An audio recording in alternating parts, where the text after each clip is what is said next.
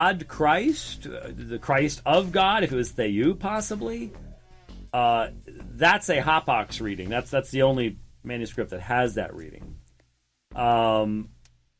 So it's really hard to understand where P72 is. It'd be nice if we could come up with some more papyri of Jude. Jude, because it did have to fight for canonical inclusion, has a very different textual history behind it, similar to Revelation along those lines.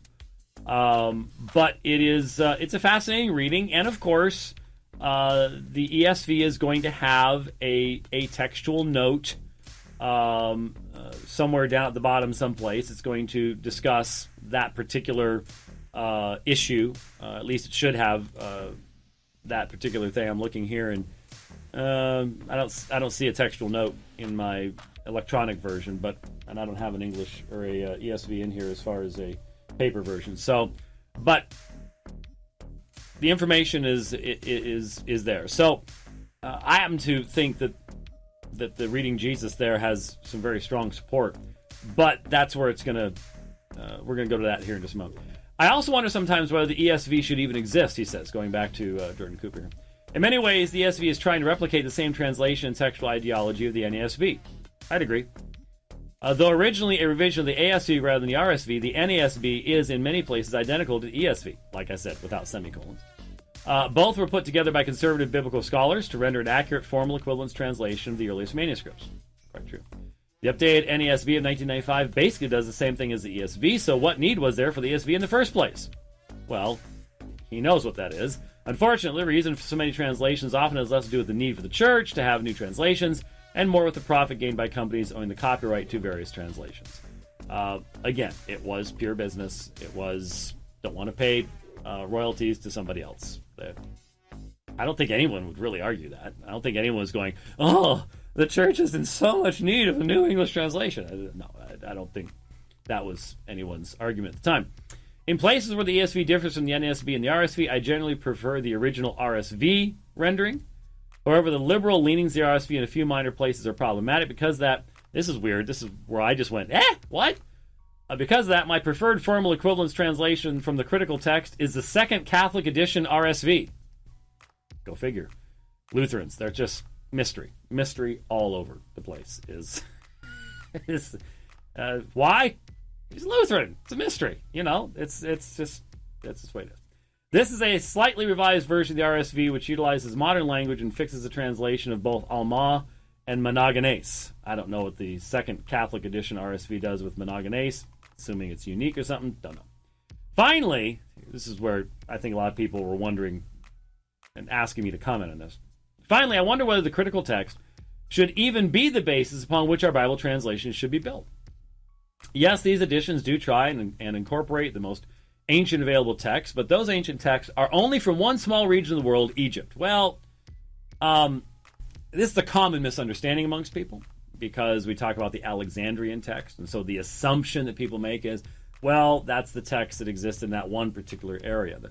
The problem is, the reason that Egypt gives us so many of the earliest manuscripts is because of course, its climate and the fact that a moist climate is going to destroy papyri especially, whereas the dry desert climate of the biblical lands or Egypt itself, very perfect for maintaining even papyri for a long, long time.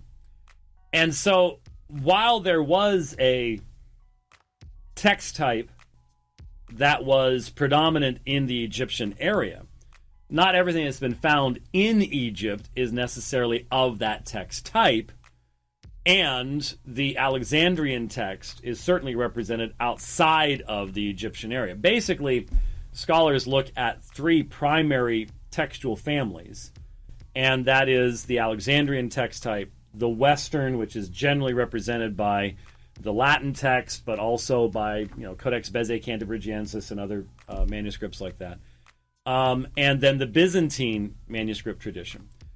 The majority of scholars in the field view the Byzantine manuscripts as secondary. Secondary in the sense that they are not individual Byzantine readings might be represented within the papyri, but the text type as a whole demonstrates a secondary nature because of the conflation either of readings found in the Alexandrian or Western together, or sometimes you'll have divisions within the Alexandrian manuscripts, and the Byzantine will have both of those. And if you have a growing text with conflations represented in its readings, that has been taken by the majority of textual scholars as an indication of the secondary nature, the later nature of the Byzantine textual platform. Now, of course, the majority of manuscripts are Byzantine in nature. Why? Because that is the textual version, the textual family that had become firmly entrenched around what is modern-day Istanbul, ancient Constantinople, Byzantium, and especially after the Islamic expansion between 632 and 732, you have North Africa and the Holy Lands being taken over by Islam. That's not overly positive for the production of biblical manuscripts. Greek is still being used and copied there in Constantinople, and Latin has become the primary language of the West, even starting as early as the end of the 2nd century. And so, of course, history tells you why the majority text is in the Byzantine, but the vast majority of scholars have recognized that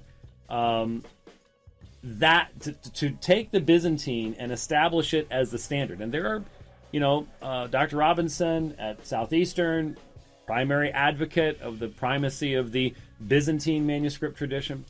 But that perspective has not persuaded the vast majority of folks because we recognize that the earliest manuscripts, the ones that have the fewest generations before the original and what we have in our extant copies, are going to have more weight than just simply either counting noses in the majority manuscript tradition or establishing the Byzantine manuscript tradition as being the standard by which everything else needs to be analyzed. And so, when Cooper gets into this, I think he's missing some of the more important elements of the background to this particular issue. He says, because of that is this idea that these texts are only from one small region of the world, and I think it's missing what happened in history and things like that. Because of that, our translations are largely limited to that particular textual tradition. Well, now he's showing he hasn't done a lot of textual criticism, because